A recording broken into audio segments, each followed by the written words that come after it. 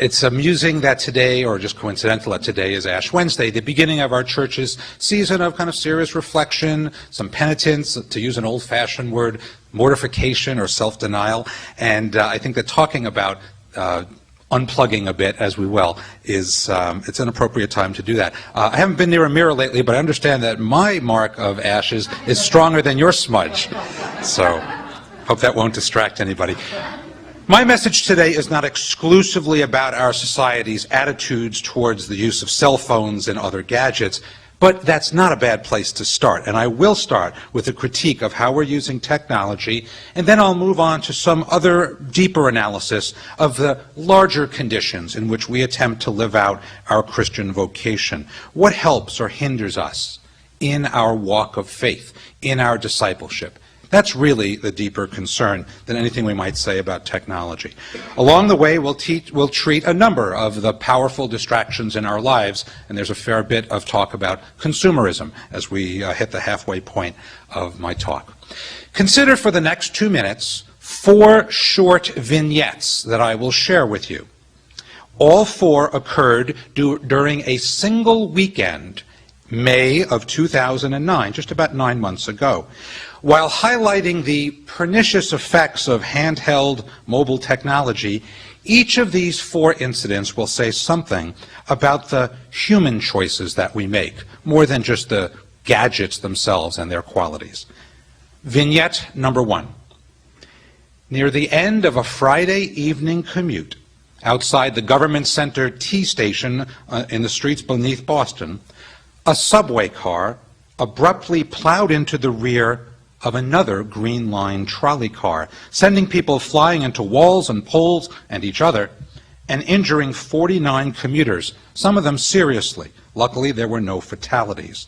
The operator of that Green Line train immediately admitted to being distracted from his driving duties because he was sending a text message to a friend while behind the wheel. Vignette number 2.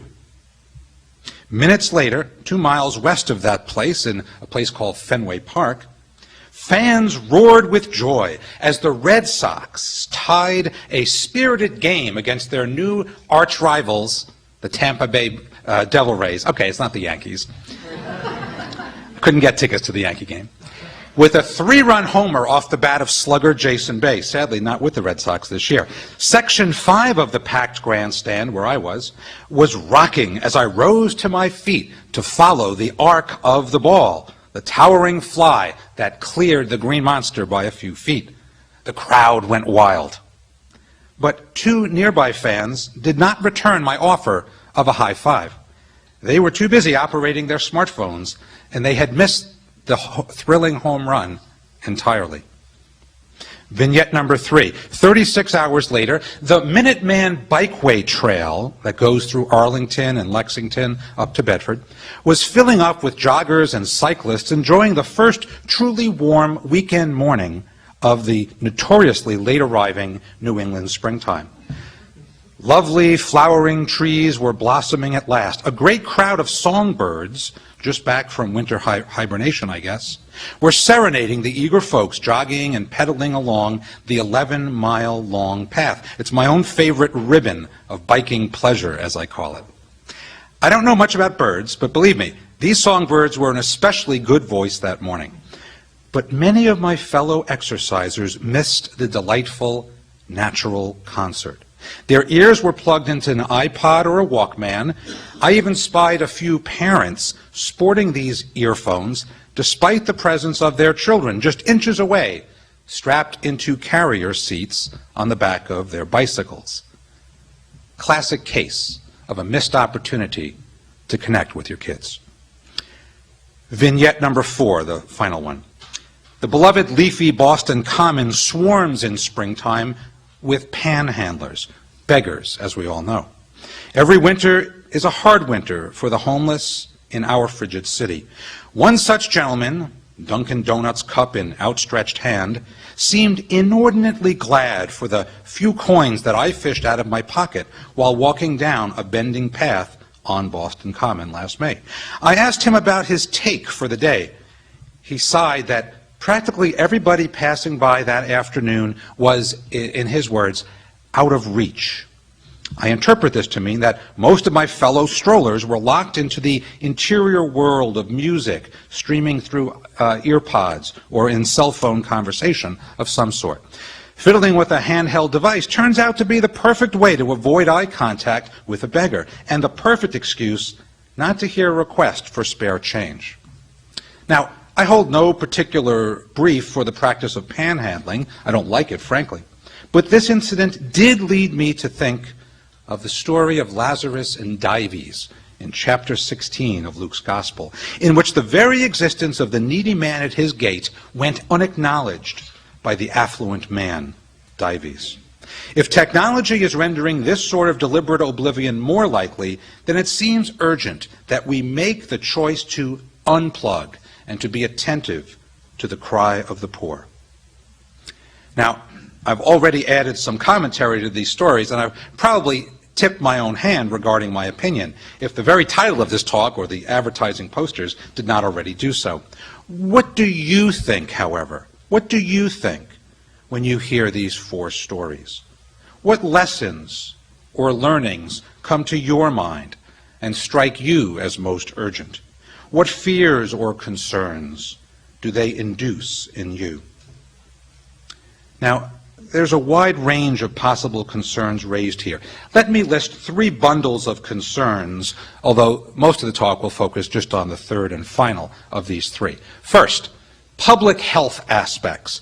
Actually, these might be the most important, at least in the short term, but I'm not going to dwell on this. Clearly, the Green Line trolley accident is a major public policy issue. It's a public health concern. The driver in question, in fact, was disciplined. As a regular rider of the T, I'm very pleased to know that he is no longer operating a green or red or orange or blue line of any sort. He's been dismissed. Also think of other public health concerns. Automobile accidents caused by cell phones and similar distractions. Last month, I saw in the January 7th New York Times, to be precise, a front-page story calling attention to the dangers posed by pedestrians, not drivers, pedestrians, walking along the sidewalk, bumping into all kinds of things, poles and intersections and cars and each other, creating dangerous situations. And another third and final public health concern would be, and I don't know much about this, radiation exposure. There are parts of the country that are very concerned. The state legislature of Maine is investigating whether radiation and cancer comes from a cell phone. So these are, at least some people think this is a serious public policy application. Now, just a word of disclaimer. Most of my work as a social ethicist is done on social justice and public policy. So I have to resist the temptation to dwell on this public policy angle. We're really talking here about personal policies, people's decisions in their spiritual life of what to do with their time and maybe how to increase their prayer and reflection and not diminish it. So I'll try not to be a problem solver here with public policy. That's the first. The second area of concern is the social aspects of our use of technology. Simple rudeness to people, in the people who are right in front of you, maybe even sharing a dinner table or any other experience, a conversation with you, which all too often gets interrupted by the ring of a cell phone. For example, new questions are surfacing that come under the category of etiquette. When you're dining with someone, can you check your messages? Can you answer a phone at a business meeting? There's a woman named Amy Elkton who was interviewed recently in the Boston Globe. She's a popular advice columnist. She makes her living, as far as I could tell, answering questions about the etiquette, the protocols regarding how and when to use technology in the presence of other people without hurting their feelings. Her best-selling book is called I See Rude People. I haven't seen it, but I understand that the final chapter is called It's Nice to Be Nice. I guess we need to hear that these days. There seems to be it's very obvious observation to say that people should be attentive to people in front of them, but reading the advice columns, and some of you could probably confirm this, a lot of questions come up about when it's safe, when it's appropriate, when it's good etiquette to use technology. Here's my full disclosure before I hit the third topic, which is the spiritual side.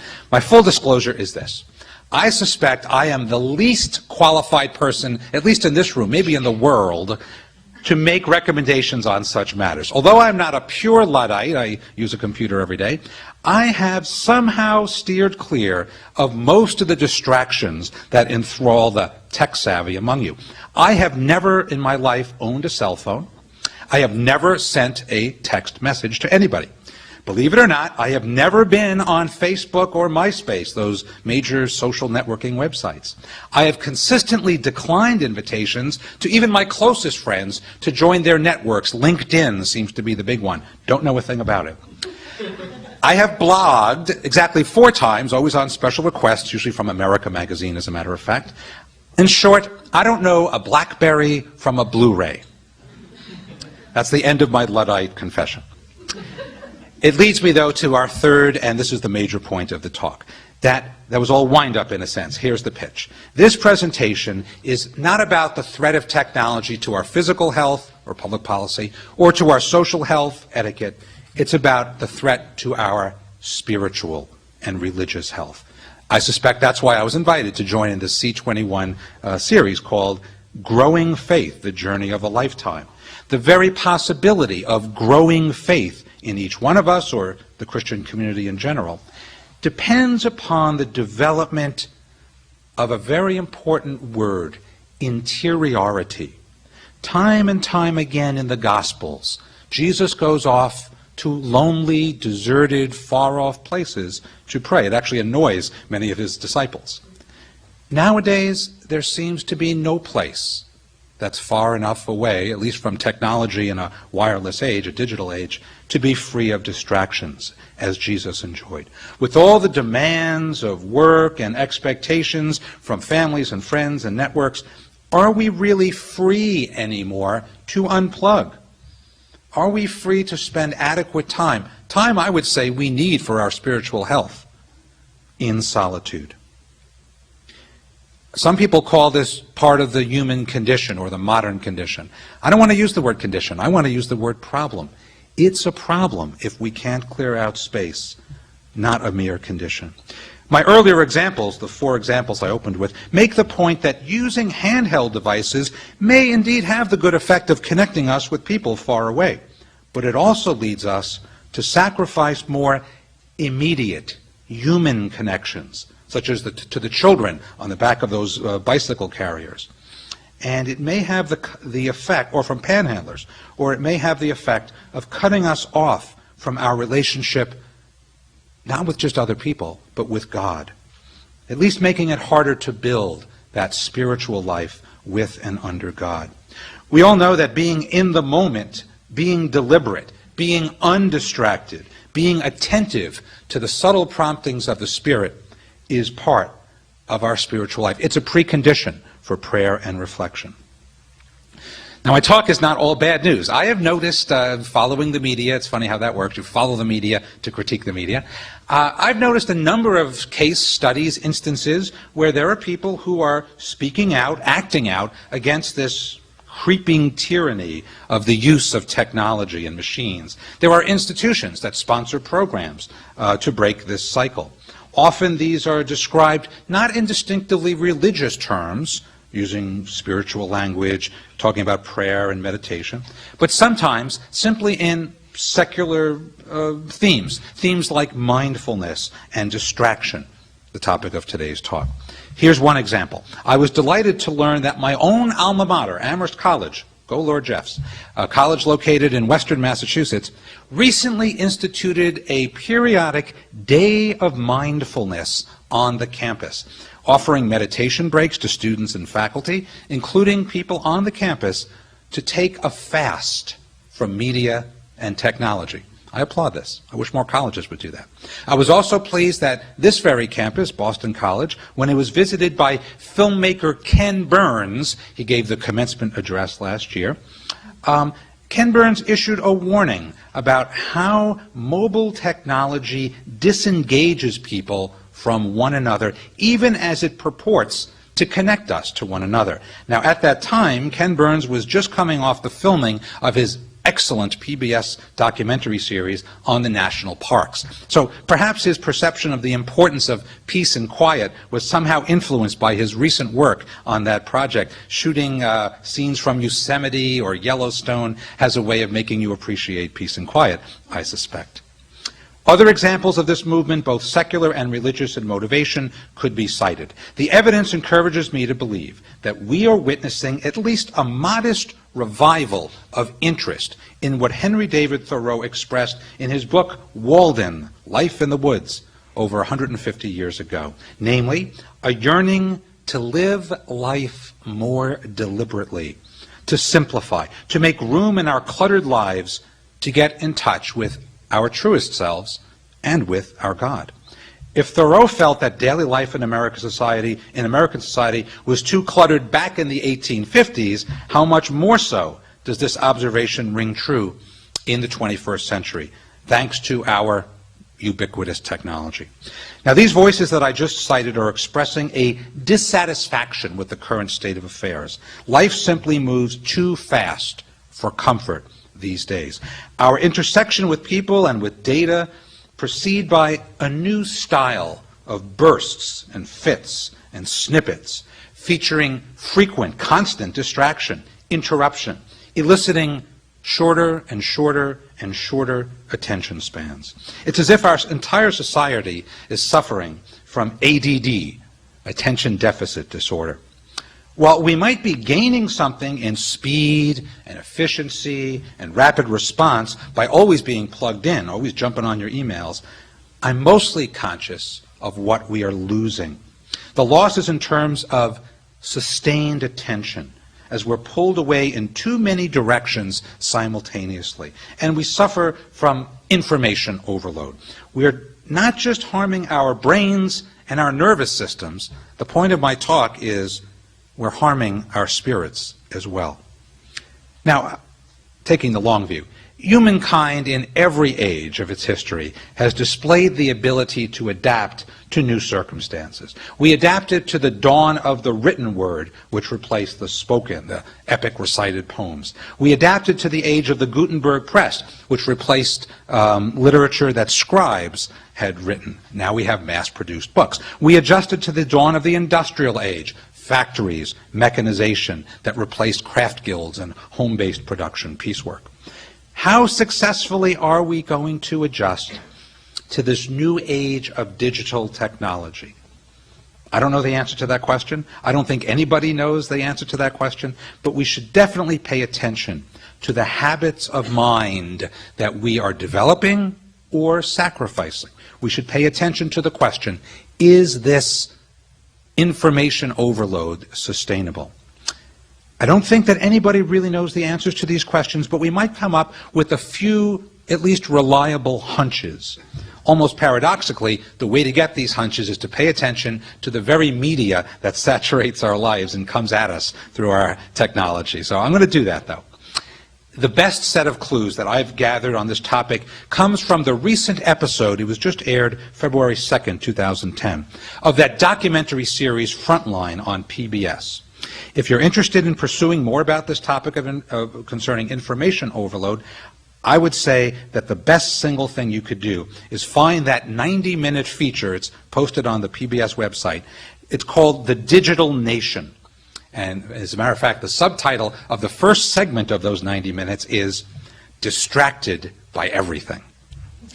This documentary contains some sobering testimonies from people who, upon some pointed questioning in interview format, expressed genuine surprise at how thoroughly digital technology has taken over their lives, so that the dawn of this age, the age of the internet, emerges in a lot of these interviews as really a great divide between what happened before and what's happening after, in how people work, how they play, how they communicate, how they organize their lives and their time.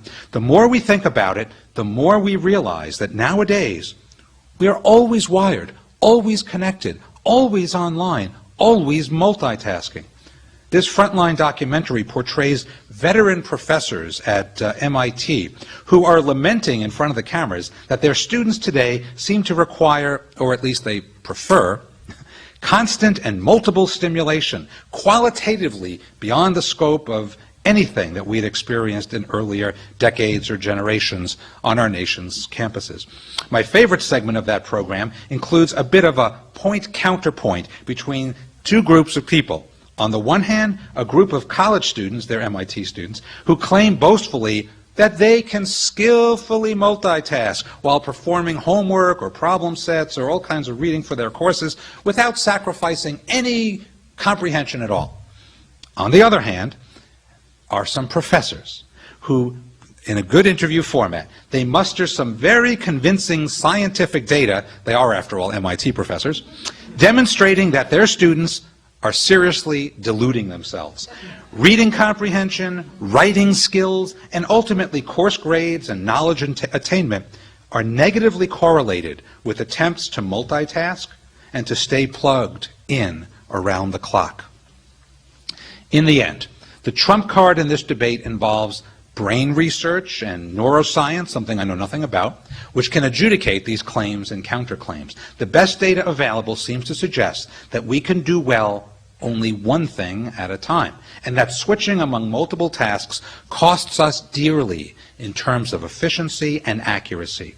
And I would contend that there are other losses as well, harder to quantify the spiritual level, which we'll get to momentarily. The bottom line for me is the realization that there are some things that simply require stillness for us to understand. The documentary I was viewing did not use that language, but it did confirm my hunch in this matter. More disturbingly, perhaps, the deepest truth here is that our society and our social conventions, in effect, are creating people, our young people, who are less able to think clearly, and I would add, less able to be in touch with God. I went away from my viewing of that Frontline episode documentary convinced that we are distracting ourselves to death, satisfied to master only easy and discrete tasks, answering emails, arranging your electronic calendar. But we're really scurrying to find any excuse to avoid taking on difficult concepts or nurturing creative thought, things that require more concentration. And I would add to that list maintaining a healthy habit of prayer. Let me step back a bit. What other conclusions can we draw? One judgment, heard from time to time, is that our society-wide tendencies appear to resemble addictive behavior. Playing video games is usually what comes up, and that activity has already been clinically proven to qualify as addictive behavior in the strictest clinical sense of addiction. Behaviors that render us powerless to alter them. Internet use in general displays, at least to me, certain features of being a process addiction of some sort. Some people, many people, simply do not know when to stop or how to wean themselves off hours and hours on the internet. They're out of control. It appears to be beyond their capacity to use this technology well and to use it in moderation. In other words, we are dealing here with the reality of becoming unfree regarding our use of technology. This lack of freedom is one of the classic marks for spiritual concern. By the way, to me the most disturbing piece of evidence in that Frontline documentary concerned a case study. The government of South Korea has just started a program called Internet Rescue Camps. Teens who literally cannot turn away from internet use, and especially video games online, are brought to these camps, and obviously the government is funding it. They think it's a worthwhile thing. Get these kids weaned off of this technology. Maybe you know a person or two who could use an intervention like that. Now, so far I have sprinkled in just a few references to prayer and spirituality in the midst of reflections upon larger trends in our society, mostly on technology use.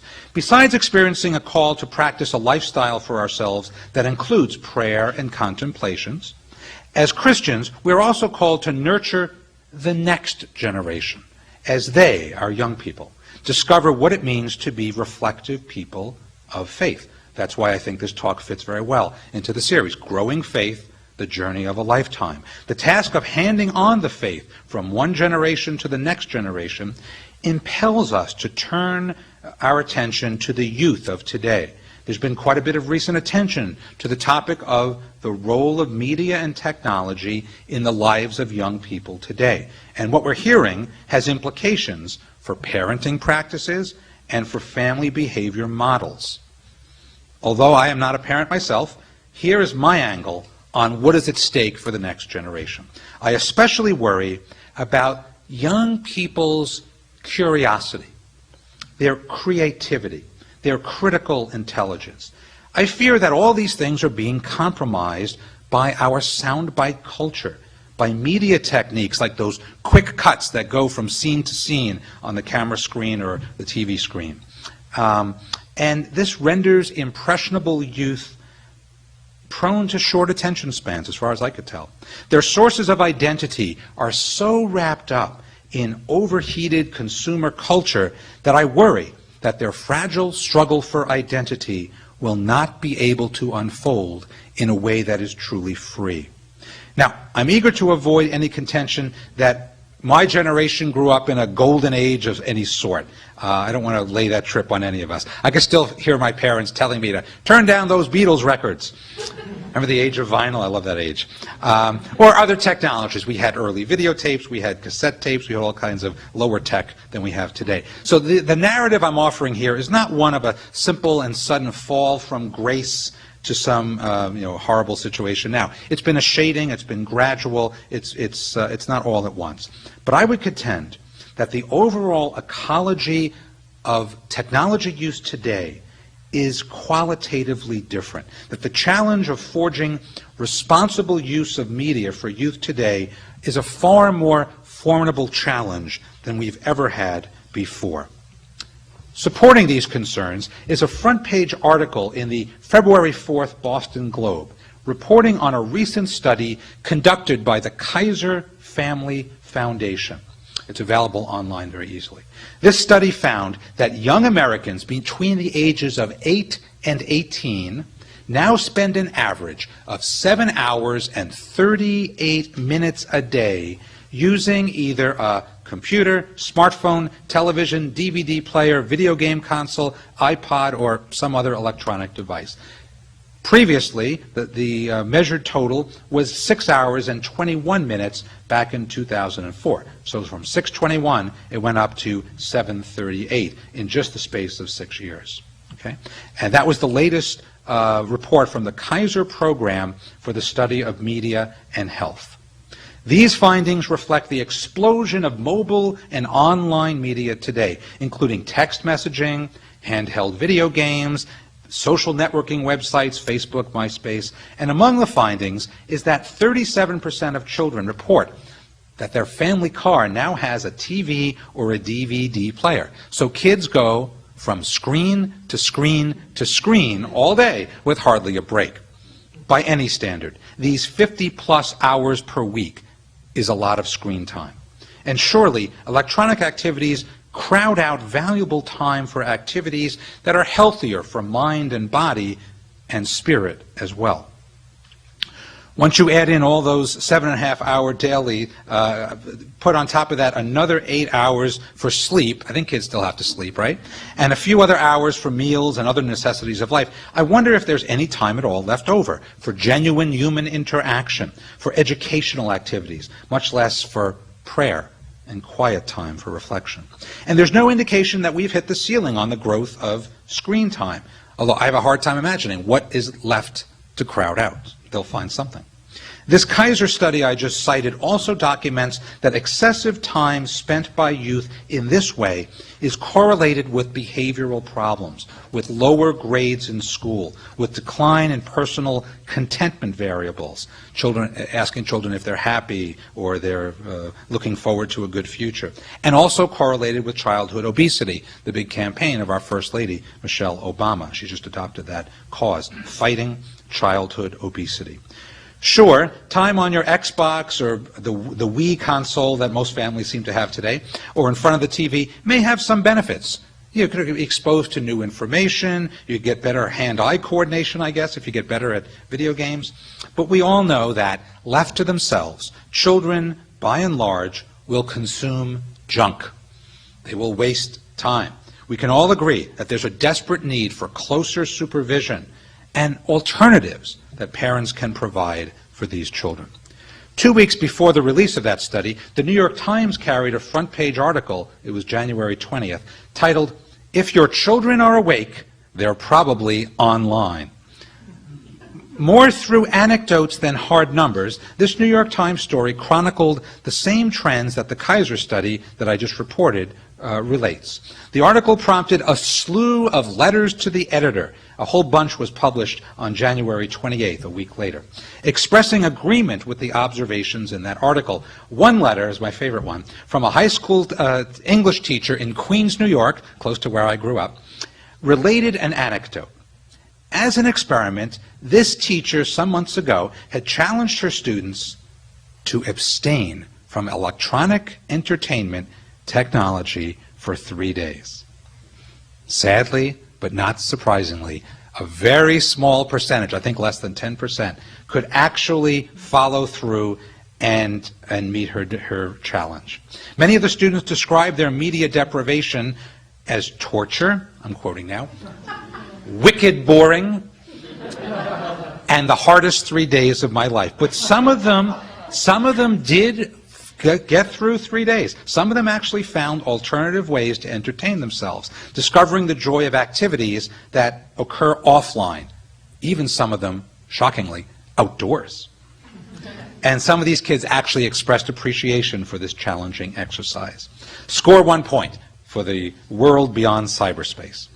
Another educator who demonstrates concern for his students' inner lives is a gentleman named Brian Mahan, co-author with Michael Warren and David F. White of the recent volume called Awakening Youth Discipleship, Christian Resistance in a Consumer Culture.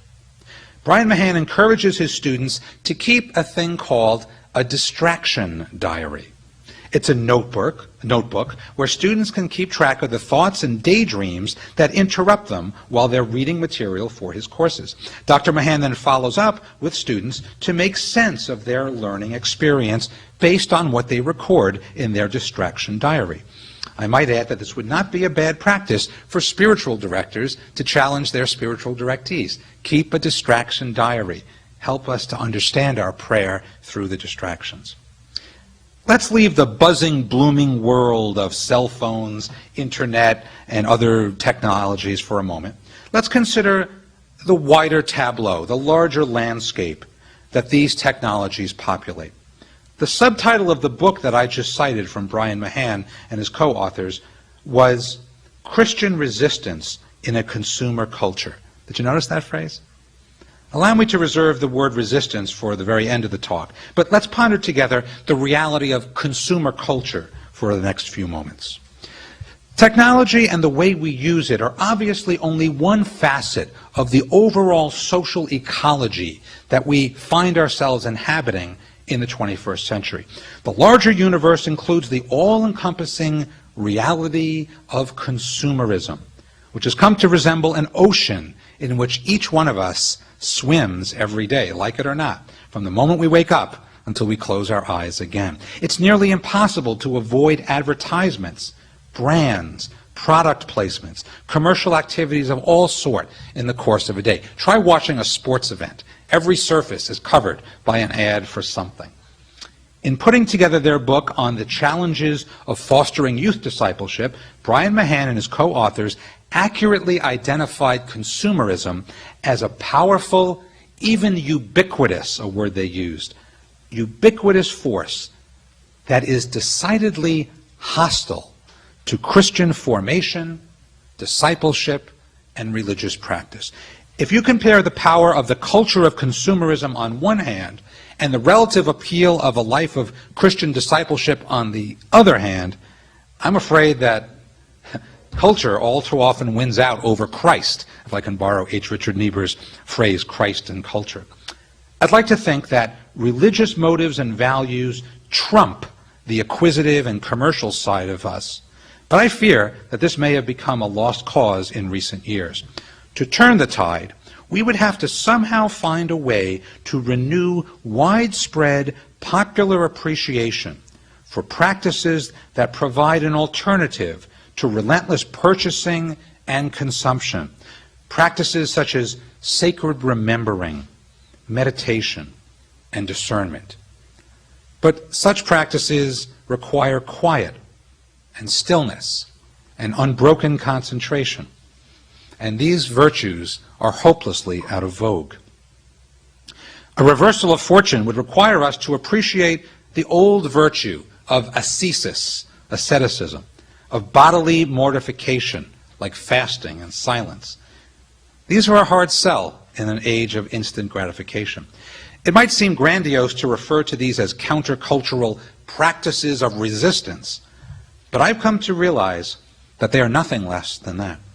Consumerism is such an important phenomenon of our day that a number of prominent Christian thinkers have chronicled the challenges that consumerism presents to faith in our age.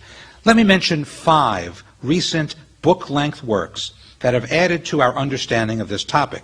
I'm simply going to list 5 books, it's a very small literature review, that I've used in courses with theology students, future ministers in the church, including here at Boston College. First, one book was written way back in 1981 by my brother Jesuit John Kavanaugh of St. Louis University. His book, many of you know it, Following Christ in a Consumer Society, The Spirituality of Cultural Resistance. There's that word again, resistance. It was such a popular book that new editions were published on the 10th and 25th anniversaries of its publication by Orbis Books. Kavanaugh is not afraid to make the bold claim that authentic faith today, situated in a consumer society like ours, must be culture transcending, that it must be prepared to stand up for values that are not popular.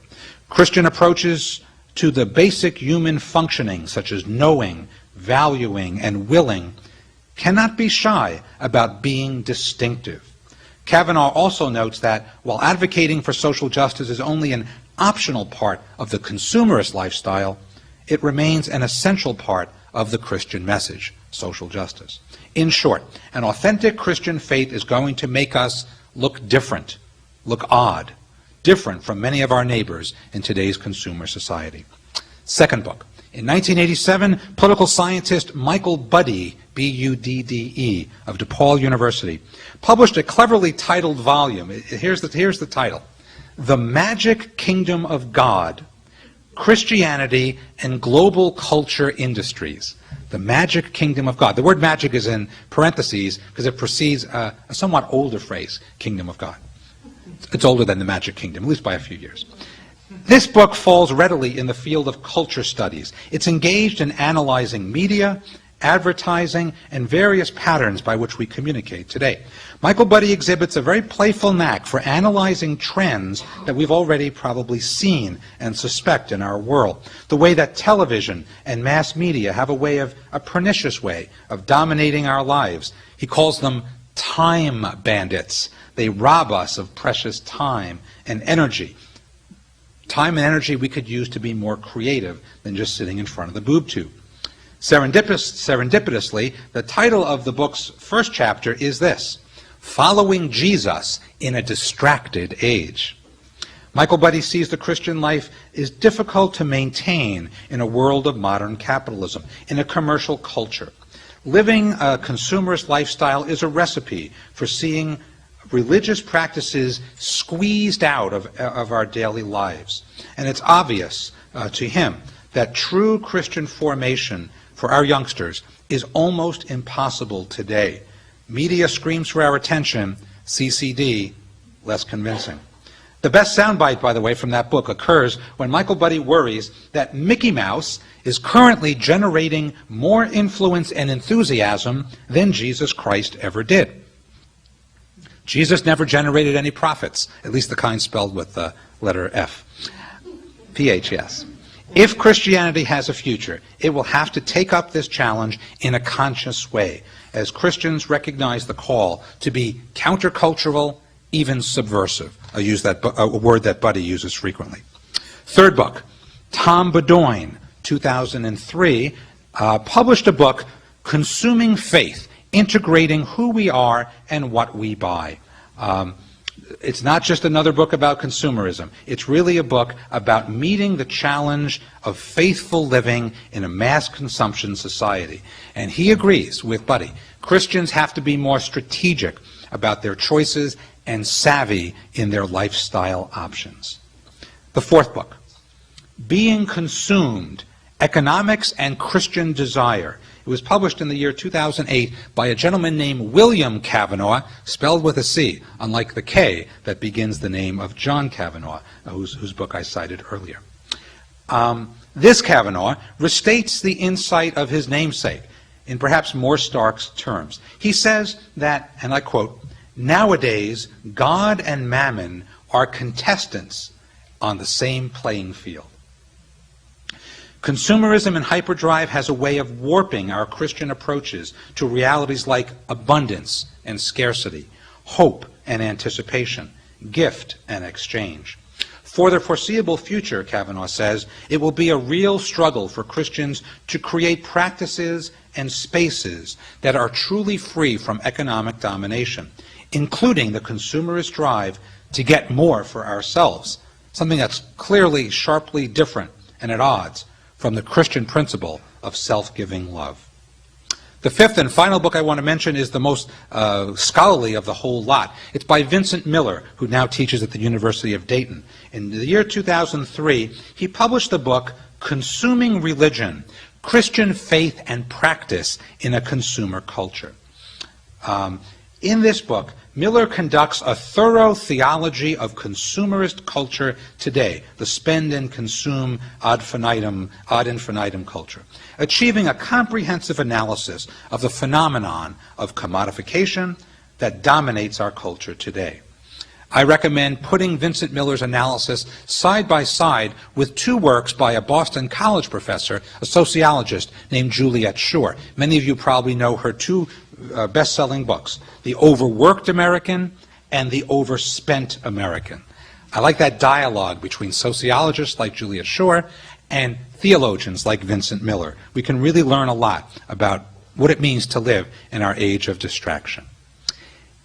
In the face of runaway technology, consumerism, and other cultural and market forces that threaten us with utter distraction, in this light, anyone desiring to lead a truly centered and deliberate life will have to make a massive effort to reject what is contrary to Christian commitment, or at least to filter out what threatens an authentic Christian lifestyle. For some, this will mean saying no to mobile technology or to unlimited time on the internet. Perhaps it means fighting our addiction to shopping and buying and consuming, activities fueled by advertising and corporate manipulation. I suspect that for all of us, this vital project is a matter of getting in touch with our deepest longings, our desires that cannot be met by possessing material things or mastering the latest technological gadget.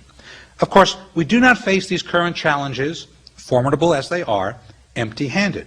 We can draw from rich treasures of the Christian tradition, a variety of resources to help us resist what needs to be resisted.